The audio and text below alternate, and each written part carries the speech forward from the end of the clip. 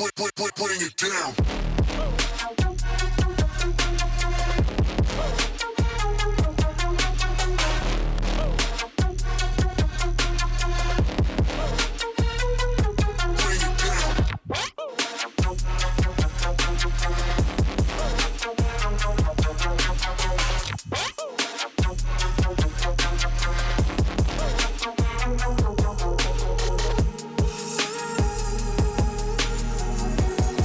Alright, welcome back to another Signature Shows. Sorry it's been a while. Everyone keeps asking about doing a build breakdown on the Honda Integra, so here it is. With Brendan DeRuiter, the owner of the car. DeRuiter, mate, DeRuiter. Close. DeRuiter. It's DeRuiter. How many times do I have to say it? Brendan DeRuiter. I'm the host, I tell you what your last name is. DeRuiter.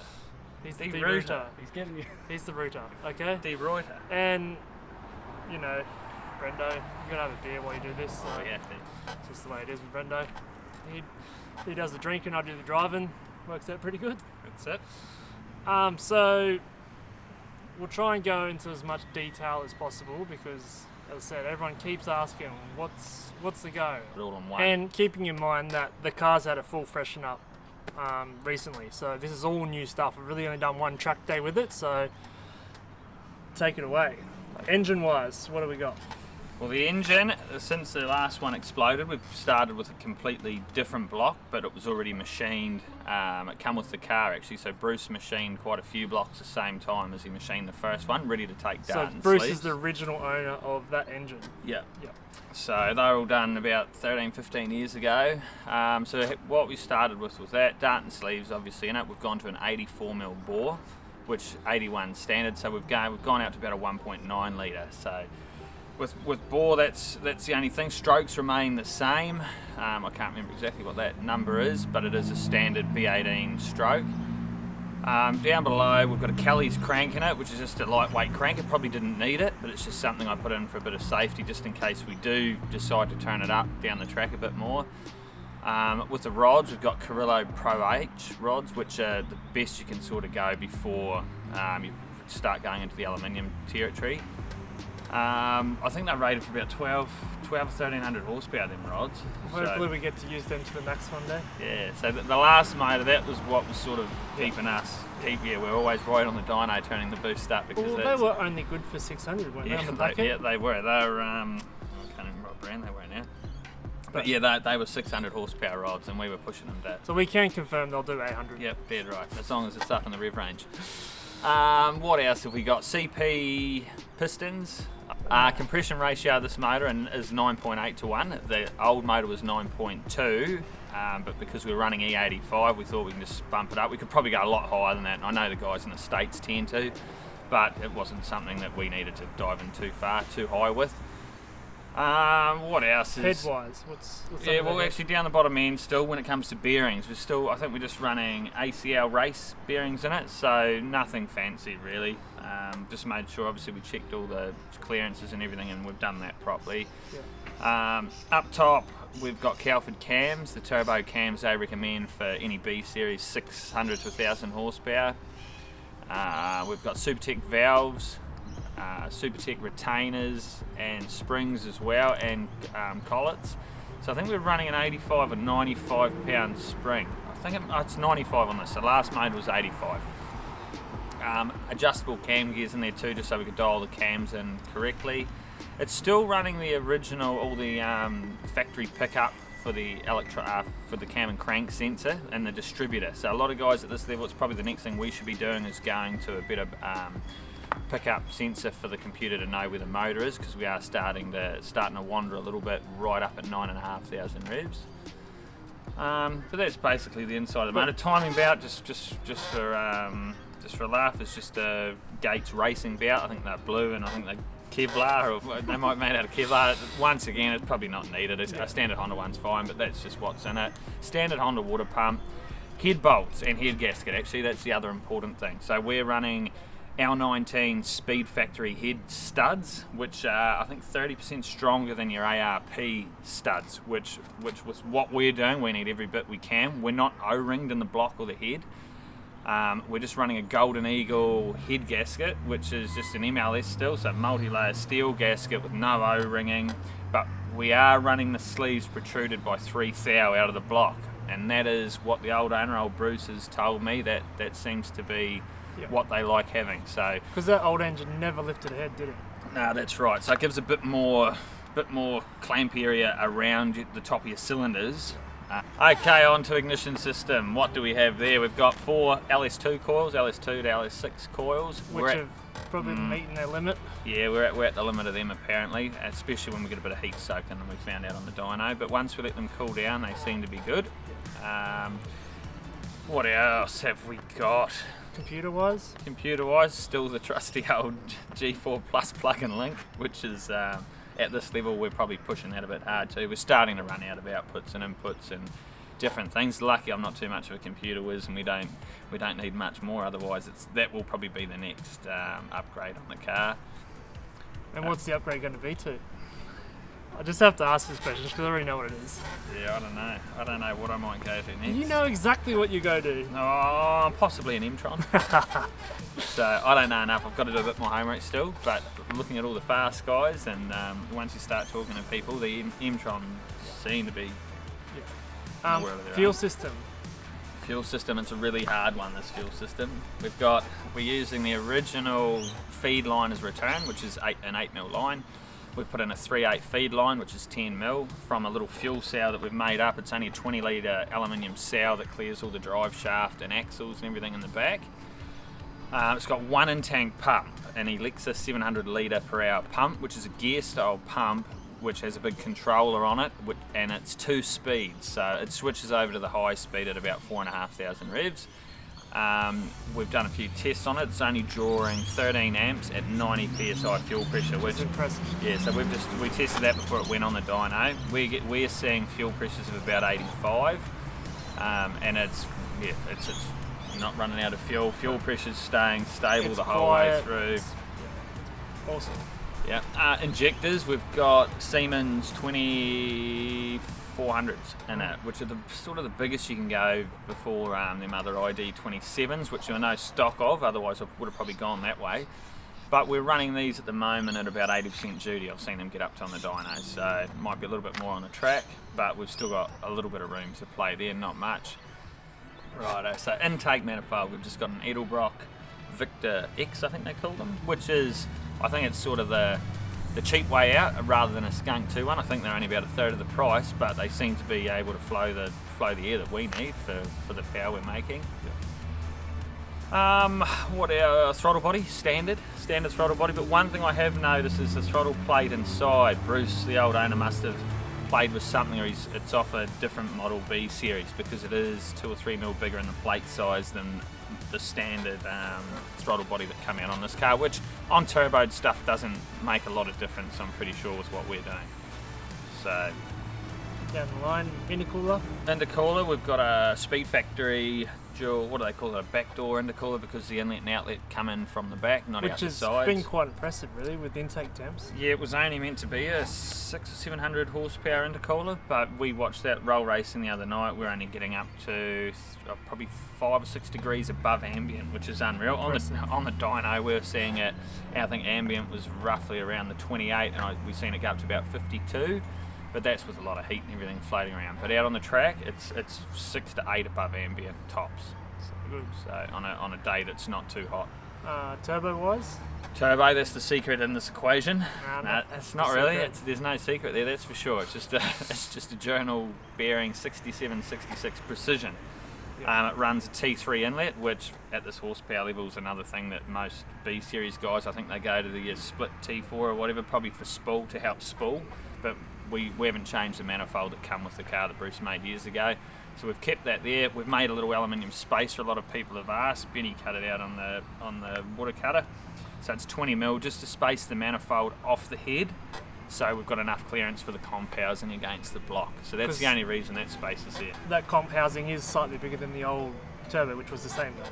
Yeah, that's right. Yeah, same wheel size. It's just the housing had a bigger outlet. Because we damaged that when it dropped the valve. No, you damaged that when you dropped the valve.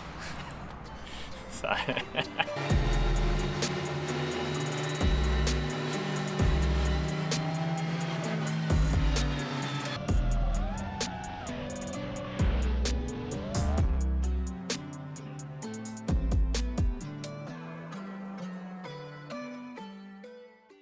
exhaust manifold is one Bruce made. Now back in the day, there's a bit of a rumour here, I'm pretty sure. He's pretty clever with the CNC machines, whatever they do, and he's made a one-piece collector, marriage collector, you'd probably call it. So I remember back in the day, people were pretty impressed with the way that was made out of one piece of solid steel. Because that manifold's probably what? Oh, it's old, man. 15? It's old. Yeah, it's got to be getting lighter now. We're slowly taking layers off the inside. We just had it coated, so we're putting the layers back on the outside. If that, so if probably that 15 years old and still going strong. Oh, easy 15 years old. Yeah. Pretty impressive. Yeah.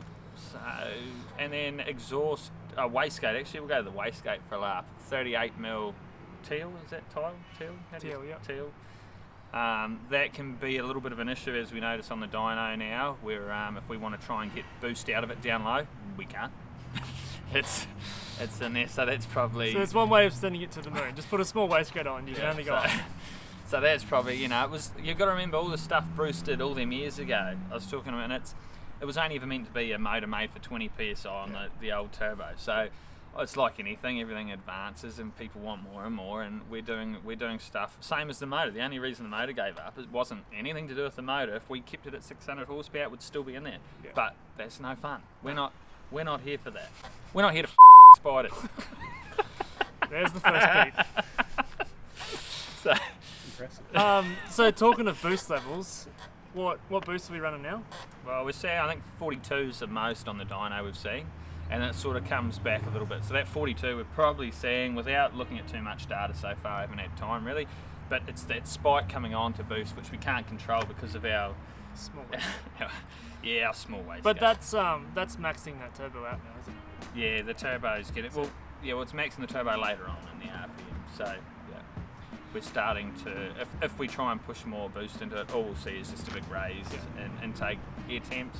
Yeah, this car still has a full exhaust, doesn't it? All the way to the back. Full exhaust, mate. It starts out as 3.5 inch the whole way, dump pipe, yeah. With one resonator. Yep, one resonator right at the back. So with the exhaust system, we've got a drive shaft now running where the original exhaust system should be on the car. So that means we've got this 3.5 inch exhaust, round, not an oval one either, sitting under the floor. So that is the lowest part of the ground, but because we do have four-wheel drive tyres on it, we've got plenty of clearance. We've never scraped that exhaust on anything. Never. Even when I had a trailer on the back, 4 guys in it. So tyre size, we can go down a size now because we don't need that roll out. Well, since we're on that, what are the tyres we're running on it? Mate, 235 60 15. Mickey Thompson ET. Yeah, ET Street SS they call them, which is not like the super soft one we should be using at. I think it's just what was available at the time, wasn't it? And well, we started off when it was front wheel drive. We needed a couple of tyres to go roll racing that first night, so we started off with 2, and then that's why we never thought we were going to need them on the back, and then that's why we've got these wheels that are hanging out of guards, and they don't look the flashiest, but they're nearly at the end of their lifespan, and then we'll change them. In saying that, we want some standard wheels. If you've got 100%, we need some standard alloy Honda wheels, 15 by 6. Yeah, factory aluminium. 6.5, so Integra wheels. 4 by 100, 42, positive 42 offset to suit a DC. I've hunted everywhere. If any of you guys have got them, let me know. We'll pay the money for them. We need some. Yeah, and then we'll get rid of these beautiful. Actually, and saying that, we can swap you for these beautiful black ones. Straight swap. Yeah, you can have them. So we want to keep the original wheels on it, just to. Well, we drive this car. We drove it here today. Yeah. You know, like we want to try and fly under the radar as much as possible. And I know it's something cool about having a standard-looking Honda. It sort of just helps the what we're going for here. Just full sleeper. That's it. Standard wheels. No one looks twice. It's it's pretty cool. Our other original wheels, they've got our slicks on them, so we need two full sets. Yeah. These have got the ETs, the other ones have got the full slicks on them, so depending on what event we're doing, depending on what wheels we run, so give us some more. Yeah, come on, please, make my day. Suspension. Oh, this is going to go for a long time, this conversation. Is it? Suspension in this car, what happened when we got the car, it had teen, is that how you say it? Teen coilovers from back in the day, remember the old green ones? Yeah. Yeah, it had the old teens. They were, back in the day they were quite a good coilover, but after drag challenge, we noticed the first time we went roll racing, the car, each gear change, it was like a boat going through. So we never picked up on it before we got back out to the track after the drag challenge, but they were buggered from that. The bumpy roads were on. We had a full car load. We had 750 kilos in a trailer towing, and we hit a couple of jumps, bumps, and just blew them apart. Yeah, so for 15 years, probably even longer, because Bruce would have put them in when he first started playing around with the turbo stuff. And the car come with a set of D2s as well, so that's what we've got in it now. So I haven't done anything with suspension. We haven't even replaced a bush under that car since we've owned it. So all the bushes under that car are all 200,000 k plus bushes. There's nothing fancy in there. Do we know spring rates or anything? Hard. The spring rates are not even that hard, really. No, they're not. It actually drives quite nice. They're not that hard. They do have the old, what do you call it? The old adjustable. You put the thing in and you can turn it one way, and we don't know what we're doing. It doesn't do bugger all with what we're doing. Probably because we don't know what we're doing.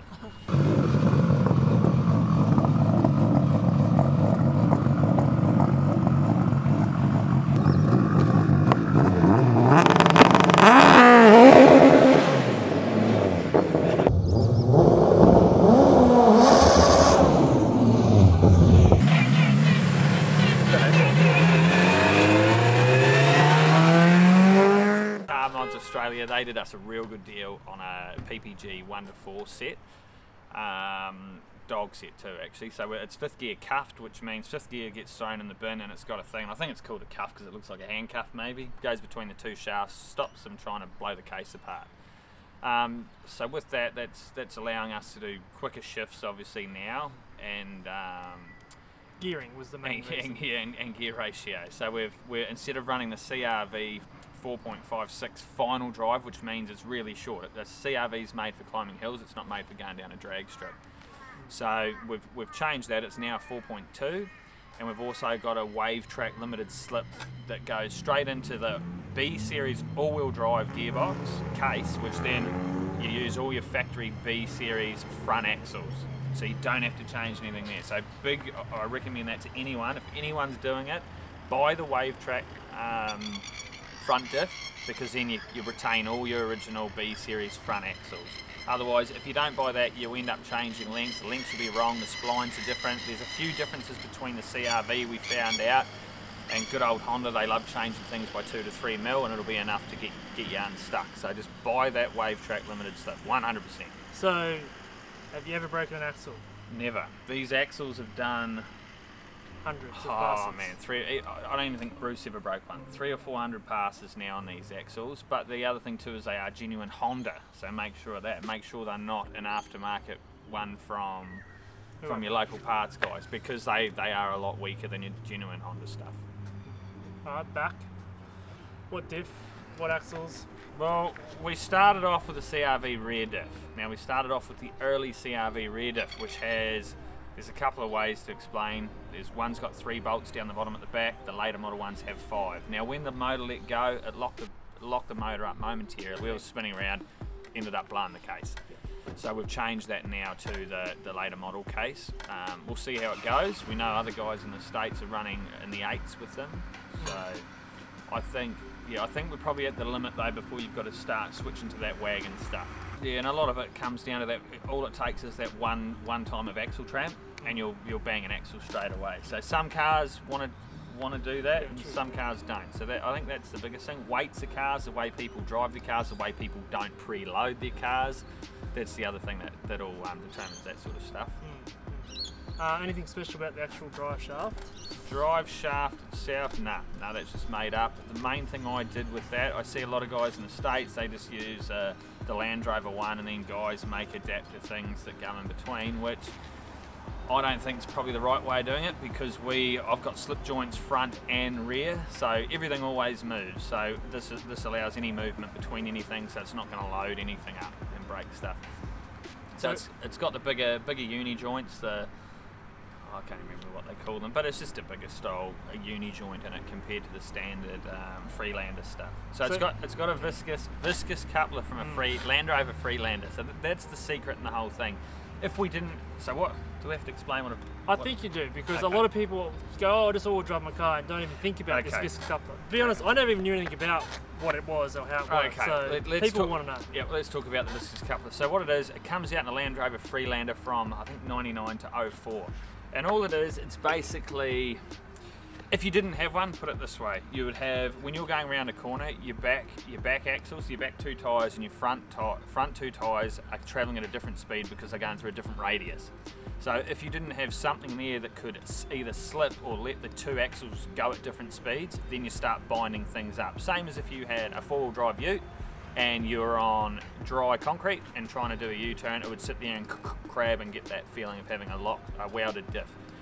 So that's all that does. So you've got to have that in the middle. So all it does, it sits in the middle of the drive shaft, so you've got one drive shaft out to the back, one out to the front, and then that allows a slip point. So it will release basically under a certain amount of load, which then allows that difference in speed, front to rear. Have to have it. 100%. If the only time I wouldn't have it is if I was purely a drag car, maybe going in one line and you made sure all your tyre rollout sizes were right and you weren't going around a corner. That's the only time I wouldn't use it. On the street, 100% use it. It's amazing the amount of people in the States that don't have one. And then That's probably why they break stuff all the time. that's why they keep breaking transfer cases. So the transfer case on the B series is the weakest link.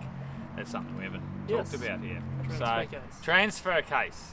It's a drag car tail billet transfer case with PPG gears and main shaft through it. So you do use some of the stuff from the CRV, which only one small shaft and one gear that they're not doing aftermarket yet. But yeah, apart from that, that is the weakest link on B series all-wheel drive gearbox stuff. So make sure if you are planning on giving it a hard time that you do put one of them cases in it. Yeah. And probably another thing we've forgotten to mention too, we had this thing on the dyno just last week for its first run-in tune, and we managed 920 horsepower at the front wheels on a hub dyno, and that was with pretty much maxing the turbo out. That was the limiting factor, was the turbo at 42 pounds-ish. Yeah, we could have pushed it harder and it would have made probably a bit more power, but we've been focusing on horsepower and the all-wheel drive stuff a lot. The next thing we've got to start focusing on is getting it to hook, get the car to work properly, and that's where we'll see. I think we've got a good setup now. It's just a matter of getting the car down the track nice and clean. So that's where I've got to start learning a bit of stuff, and we'll see if we can get it a bit faster down there. Because we're actually suffering from wheel spin now. Oh, massively. Like at roll racing last week, we were wheel spin first and second gear. Yeah, and the beginning of third. As yeah. it switches into third gear, Has a bit of a wander. and then So and you then- wouldn't think it, but yeah. It seems to break traction in the front first, and then that promotes the rear to go as well. Yeah, it can only ever spin the rear if the front's let go. That's what you've got to remember. So I'm gonna go get another beer. Yeah, I think.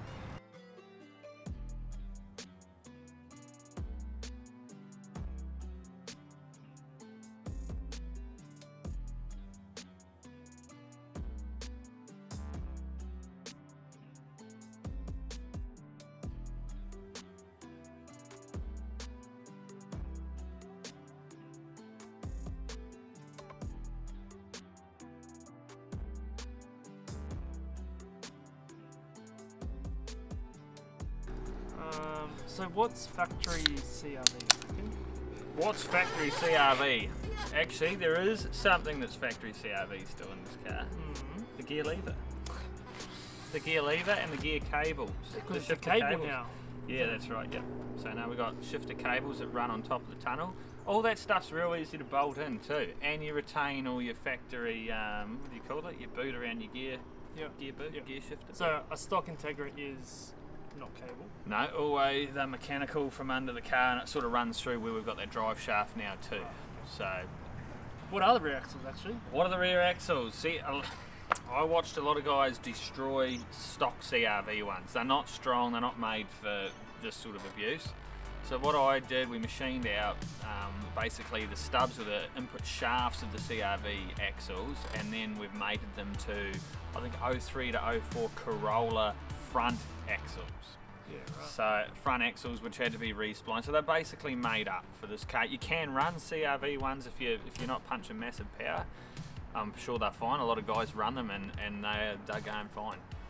But the only thing by going to the Corolla ones, the way I have, which is the outside, your trailing arms and your hub that takes the outer CV joint, you can't buy them off the shelf, so we made all that too. So it's not a Hub City kit, or it's not a S1 built trailing arm or anything like that. These are ones that we made specifically to suit them Corolla axles, which are a bit bigger in the input spline size. So for those of you that don't know, Brendo has a mechanical slash hot rod shop, Auto Perfection. Jump on his Facebook, have a look at what he does, some amazing stuff, especially some of the hot rod stuff, fiberglass body stuff, unbelievable, you need to check it out. Yeah, I'm a learner to this performance game. It's been a while since I've played with it, but it's been good because the amount you learn from this stuff is awesome.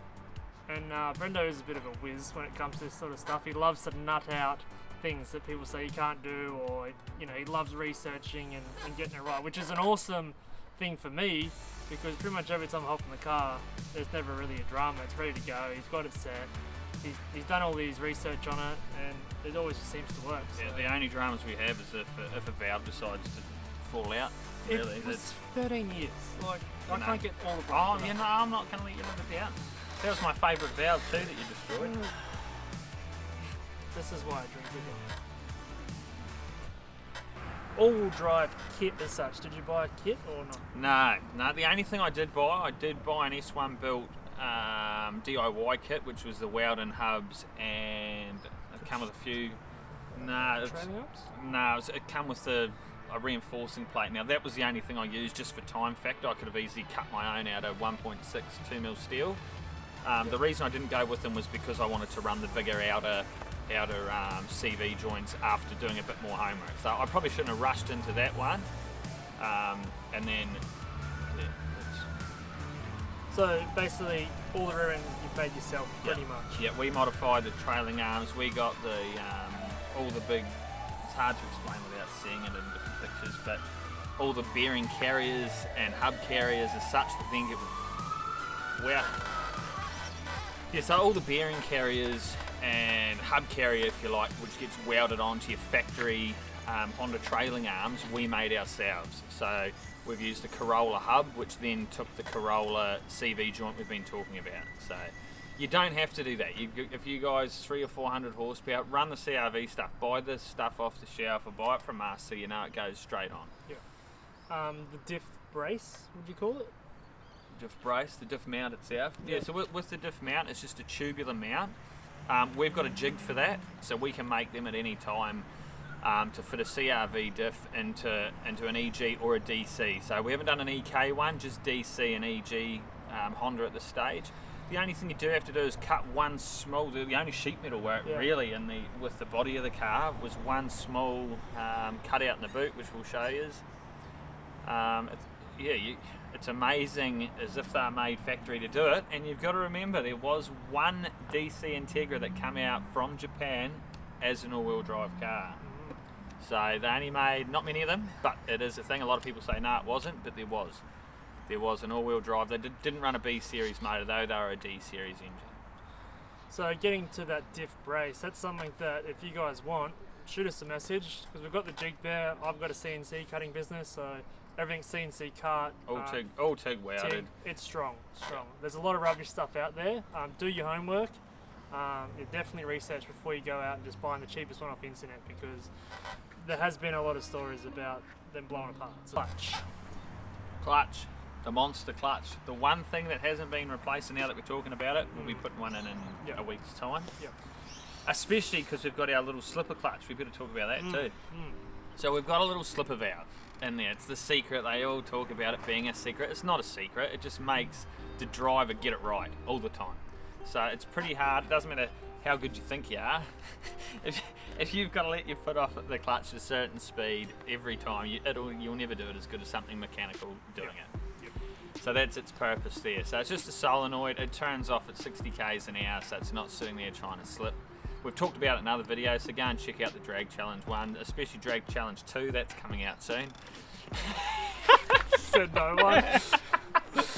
Oh shit. So the slipper clutch is a Magnus Motorsports thing from the States. Now we did have a bit of an issue at Drag Challenge. If you've seen the Drag Challenge video, what happened on day one, ended up being the whole way through Drag Challenge, is we could never get that consistent. We'd adjust it and then all of a sudden the clutch pedal would stick to the floor. I thought I had something in the way of we're plumbing it or setting it up, but there was nothing with that. Once we got the car back from there, it ended up being a little seal inside was half a mil away from another thing, just over 20th hour away. So we just had to take a little bit off where, hard to explain. And this thing was brand new. Brand new, so which was a little bit of a shame. Otherwise, yeah, I think we would have gone probably a bit quicker at Drag Challenge as well. But it was just, yeah, but we've got that sorted now. So when we adjust the valve on it now, it works. The amount, like, it's so infinite in the way we can change it, which is good. So that's going to help us big time. And the clutch, do we even know what the clutch is? 100% we know what the clutch is. It's an Exceedy twin plate. So I had a bit of a look at it when we were rebuilding the motor, and to be honest, it still looks pretty good. Do we know how old that thing is? Really old. So I think Bruce put that in when he came over here, so it's probably, I'll be 10 years old, 10, 11 years old. It's pretty impressive. Yeah. I think that's enough of us sitting here blabbering. We'll take you for a walk around, we'll show you the inside, we'll talk about roll cages and stuff like that, but yeah, we'll check it out. Yeah, it's simple. Any questions, just fire away in the comments, just ask us, we're more than happy to explain. There's no secrets here. No, there's no point trying to have secrets. We want to help you, and if you've got an all-wheel drive conversion you want to do, shoot us a message, we might be able to help. We've got one sponsor with this car. It's a good mate of mine, Mark Terapai. He owns a company called Top Level Projects. What they do is a lot of building and height safety stuff. So if you're in that game and you need someone, he's the man that likes seeing little Hondas go fast. There's one more secret in the rear diff with the CRV stuff. Now, originally they come out with a clutch pack, which a CRV doesn't have a viscous coupler in it, which, because it doesn't need it, because there's a clutch that allows that slip in the differential. What we do, we take them out, throw them all in the bin, and we put these locking plates in. Now, I was the first one to make these, and we've sent over 200 sets now to America. And the guys used to weld and pin them. It was a real bad way of doing it, in my opinion. They'd warp things, and the amount of time it would take to do compared to just pulling out all the original plates and just throwing these in, it saves all the hard work. So yeah, each diff has 9 of these plates. If you need these, yell out. We're starting to make the aluminium ones now, which are a lot lighter. We've tested them on this now to what we've been running them for the last 6 meetings. So very good. I think the Booster Boys have some as well, don't they? Yeah, we gave them a couple of sets to try out, and since then they haven't broken. The only times I've ever seen input shafts break on the CRV diffs was when guys were welding and pinning them. And it was probably the heat warping everything that was causing that to happen. I messaged the Booster Boys about a month or 2 ago asking if they'd broken anything since, and at that time they hadn't. So I 100% have to do it. If you don't put these in, you're wasting your time. So these plates, you got to order them through Benny, signature CNC cutting. This is my little reverse lockout. It's definitely nothing flash. All it does, doesn't let you go into first unless you pull that across. So then once you come out, then it stops. One thing we haven't mentioned is NAS. Turn the bottle on. So, I'll go around the front. That's a bit too fast, too furious. Yeah. Nitrous wise, why do we have it? We're using it just to spool the turbo. So we've got roughly a 65 horsepower shot that just does a brief spray. The way I've set it up, it's the first time we've ever played with it on this. So I've got it happening anything over 4,000 revs, over 25 k's an hour, under 25 pounds of boost, and a few other things. So the driver, all he has to do is flick the switch on when he remembers. And then as soon as that pedal, the throttle position's over 95%, it'll start spraying by itself. Which is pretty cool. This car does run a parachute when we're at the drags. And also a tow bar. One thing we haven't mentioned yet is the 6-point bolt-in roll cage. Brendan made himself, which is pretty impressive. So yeah, to keep it legal, it's got to be a bolt-in, so he's managed to achieve that with a 6-point. It's got a Kirky seat, just with a seat cover in it, trying to disguise it a little bit. Everything else is pretty factory, to be honest. Yeah, that's about it.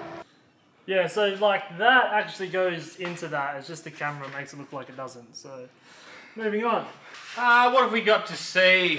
Obviously B series, so CRV, anywhere from a 98 to an 02. Anything that was B series, that's what your transmission case will look like, and then from there it's up to you guys. A lot of guys put front wheel drive gear sets into these cases, which we've also done, but I wouldn't use the standard CRV stuff personally, because it's not designed to shift at the RPM that a B18 would. So, and all the gear ratios, like we were saying before, are designed to climb sand dunes, not race. So you want to touch on that a little bit as far as putting the stock Integra stuff into that? Yeah, so to put a front wheel drive gear set into an all wheel drive case, there's a few things that need to be machined. It's not really super difficult, but it's making sure all your clearances and everything are right. Speed Factory do sell a kit, or we machine shafts as well to do it all. So it's only a matter of a few shims, but it's not just in the parts, it's in the way you've got to measure when you go and put the front wheel set into the all wheel drive housing. So what's the benefits of putting that in this? Benefit of running a front wheel drive gear set in an all wheel drive case is first gear is a lot taller. So obviously made to get you off the line. If you didn't run the front wheel drive and left the all wheel drive set in, first gear up at 8,000, 8,500 RPM, it will not want to change into second gear because the speed's too fast for it. So a lot of little benefits there. A lot stronger teeth too. Like when you have a really close look at them, the teeth, big difference in the way they're made. You've always got to remember this CRV stuff was never designed for performance. It was always designed to get old mate out of trouble when he got stuck in a paddock. And that's the main thing you've got to remember. Hey, let's talk about brakes. We've done nothing with them. We've replaced the pads, we've replaced the fluid. That's about all we've done. We've made sure the hoses aren't too bad. But we should probably look at them one day. So the main reason we didn't to start with was because we were running 13-inch wheels with the slicks. Now we've gone up to a 15-inch slick, we do have a bit more room for brakes. But that's what that bag at the back does, and if the worst case the driver has to pull the cord, that's what it's there for. So these front axles, these are real special ones. They've got the orange paint marks, and you know when you've got the orange paint marks that they're out of something special, that's special that I don't even know what they're out of. But this one's blue. So you've only got one good one, do you? Well, the left-hand side's always blue. No, we made that up. To be honest, I really don't know what they're out of. Exhaust-wise, as we were talking about before, 3.5 inch, pretty much straight through, apart from one resonator at the back, just to take that disgusting Honda edge off it. Disgusting. The Honda They edge. sound terrible without a muffler. If you've got a Honda, put a muffler on it, please. Yeah, There's a shiny bit, the only shiny bit on the car. That you've got to buy. I'm not into shiny bits, but this shiny bit I was definitely into. I'm more into shiny bits if you don't have to pick up other bits off the track. So we're going to be doing that as enough as the transfer case, the drag cartel transfer case. If you didn't know. This thing, we should show them this thing. This is my special little device I put about half an hour into. So all it is, it's just a switch that can be adjusted that comes off the clutch fork. So we use that for launch control when we're at the drag strip. And it seems to happen at the right time. It did have a hydraulic one in the line that kept leaking and it was real finicky to set. So this here gives us the ability to adjust it from the main pivot point of the switch to let us put it in different positions if we need to. So same as putting a switch on the clutch pedal if you wanted to, but it was just a neater, easier place for me to get to and adjust if I have to. So from the front of the drive shaft, we do have these bigger yokes and whatever you want to call it on the end of your shaft. Now this is the standard size on the Freelander Viscous Coupler. This is the Viscous Coupler if you didn't know. Now back to this end, we've got our slip joint in here. So this allows travel when the motor obviously is kicking backwards and forwards. That allows slip at that point. Even though the diff's solid mounted, I still want at a point where that can move because we've got rubber bearings and everything on the Viscous Coupler. So yeah, movement's good. You've got to have a bit of movement. So fuel lines, this is the only extra we've added in, just a 3/8 line. This is our nitrous line that feeds the front. This is our return, which used to be the stock feed line So we've just made use of that. We're still using the original pump hanger and just fit it into our little fuel cell that we've made. So we've changed the fitting on the top to get rid of any restriction it had on the top of the hanger. Changed the terminals because of the voltage drop you would have seen through the smaller gauge terminals they have. There's a controller in here. This is the controller for the Alexa fuel pump. So this is your power feed in. This single plug is what tells it to switch to a different speed. So it's purely just a 2-speed, it's not variable, it's just a simple slow and fast speed. Okay, this diff is out of a 2012, I think. This is the later model stuff. So you can tell, the best way to tell, if you go to Auto Wrecker or wherever you're buying them from, look for the 5 bolts here. So you got 1, 2, 3, 4, 5. The earlier ones only have 3. 1, 2, 3 usually. And big difference, I think, in case strength, which we've already learnt. So these are from S1 built. All they are is just a bottom fork for your strut, obviously, that allows clearance for your axle to be able to go through. So with it from factory, obviously, it's straight from the bottom of your strut down onto your lower control arm. So is that bottom piece part of it or not? Yes. Yep, it is. Yep. So it comes with that. So when you buy them from S1, they give you can tell them what thread your coilovers are. Okay. Yeah. The fuel tank, obviously pretty small because there's not much room, but Yeah, we probably could have made one a bit bigger, but at the end of the day, for what we're doing, 20 litres seems to be enough. We always keep it full to try and keep the temperature of the fuel down, being 85. We have run into a couple of times where does get a bit hot, but being a small tank too, it sort of acts like its own surge tank as such, if you want to call it.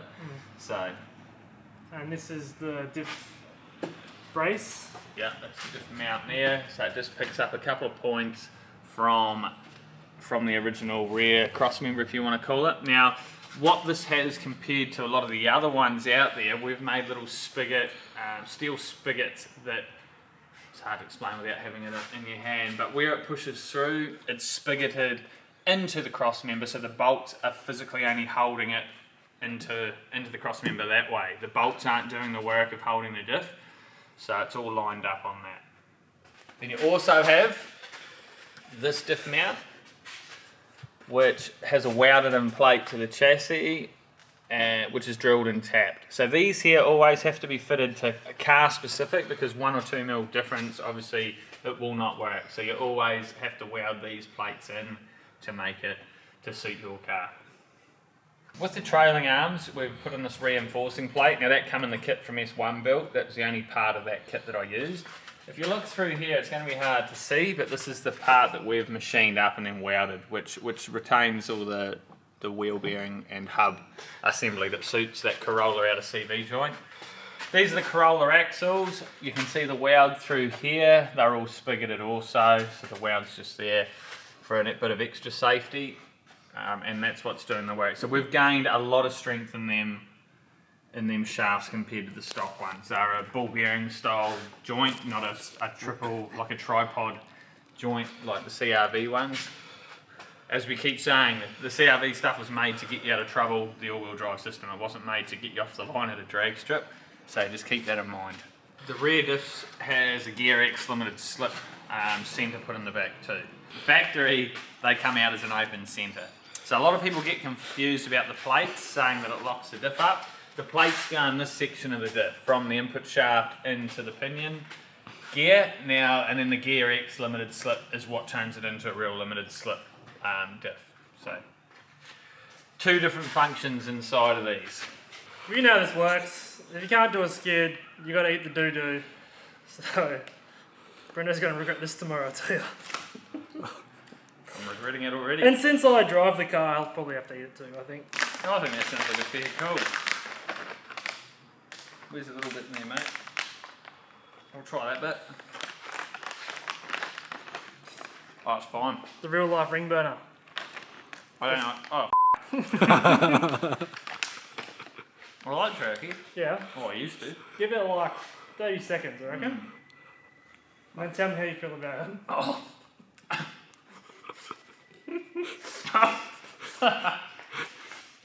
When I start sweating. Mate, it's not called the devil's doo-doo for nothing, alright? If you haven't tried it, Make sure you don't. it's an experience. The Beastie Honda. It served us well. We've had a lot of fun so far with it, and I think we keep. I think we just up the limit a little bit more, and I think we're gonna. But like anything, the harder we push it, and we're getting at the pointy end of it, man. We are pushing this thing hard. Yep. So things will break. We understand that, but like we said at the beginning, is they always make better parts. So that's what we got to do. We'll just keep seeing where it can lead us. But no matter what, that tow bar's starting on there. Yeah. And this video has purely been made just to give you guys a rundown of what we've done. This is not the how-to video. Oh, definitely. Because everyone will have their own opinion on what works and what doesn't. We're just saying what we've done and the events we've done with it, and it's pretty well proven so far. So if you're in the hunt for an all-wheel drive conversion, hit Brendo up. He's more than happy to help, point you in the right direction, or even do the conversion for you. And yeah, if you like what you're seeing as far as the signature shelves, leave us a comment, like and subscribe. It really helps us out and gives us a good gauge whether people like it or not. If you guys aren't liking and subscribing, there's no point us doing it because we don't know if you like it or not. So push that button and we'll catch us on the next one.